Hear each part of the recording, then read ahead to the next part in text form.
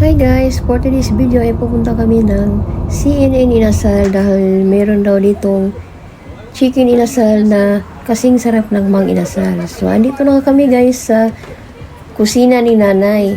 At ayan, nakikita niyo po yung ano niya guys, yung kambang or yung anong pangalan nun? Basta yung parang billboard ganun. Ayan, ang pangalan niya ay CNN, ang meaning is kusina ni nanay. At tag-antay muna kami dito sa anak ko dahil wala nang parking dito dahil sa daming customer nila. Dahil ito daw ang sikat na chicken inasal dito sa Korea ay chicken. So makikita nyo dyan yung pangalan niya, Inasal. CNN, kusina ni nanay. Parang mag-inasal talaga sa atin. Nakita ko sa inyo mamaya. So guys, andito na kami sa loob guys at tinawag na kami guys para makapag-order na ng aming gustong chicken inasal. So, panoorin nyo na lang guys ang kabuang video. Hello? Ito ang bayad. Di mo lang bukin. Ito ang bayad lang. With drinks na inyo? With drinks? Tubig lang ko. Di ko mag-drink. Namin ko, namin ka ng set nga pwede na ay lumpia sa kawali. Ano na, de? Plus 200. Mga 20 mo. Sa ngayon, meron. Panalang yan. With lechon kawali mo ha? Oh, kani, lumping Lumpian ulay. Isa ka rin po, isa ka lumpian ulay. country. Andre. Pag meron lang. Pag may kuha.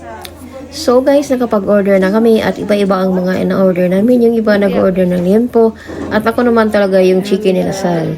At mga ilang minuto pa kami bago makakain guys dahil sa daming mga customer na kumakain dito dahil nga masarap nga daw ang chicken inasal dito.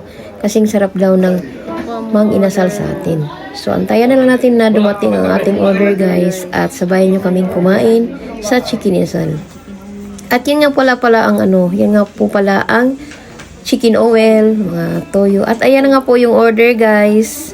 Ayan, nakikita nyo na po yung chicken inasal. Parang kasing tulad ng Mang Inasal sa atin, sa Pinas.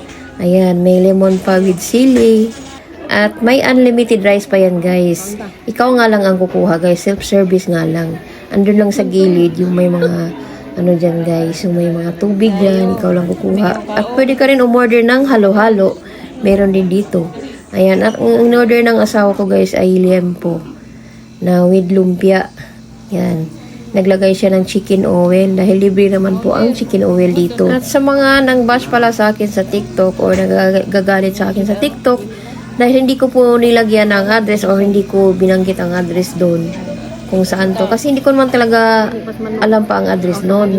Noon ko lang nalaman na patapos lang namin kumain. Dahil yung anak ko lang ang nagdala sa amin doon. Dahil sila ang nagsabi na may Mang Inasal pala dito ma. May masarap na chicken inasal. Dalhin ko kayo doon. Yun, kaya nagpunta kami. At doon ko lang nalaman ang address pagkatapos na namin kumain. So yun lang guys. At naipaliwanag ko na dito guys. At yung address guys, dito lang yan sa iChicken Korea. Hanapin nyo lang yung kusina ni nanay pagdating nyo sa sa Korea. Dahil trending yan guys, alam nyo. So guys, tapos na kaming kumain guys. At sarap talaga guys, sulit. Nabitin pa kami guys, kaso lang ang daming umorder. Kaya pipila ka talaga. Kung gusto mo pumunta dito, need mong tumawag at magpa-reserve para hindi na kayo mag-waiting ng mahaba. O, di ba? Bye-bye. Ayos lang card mo.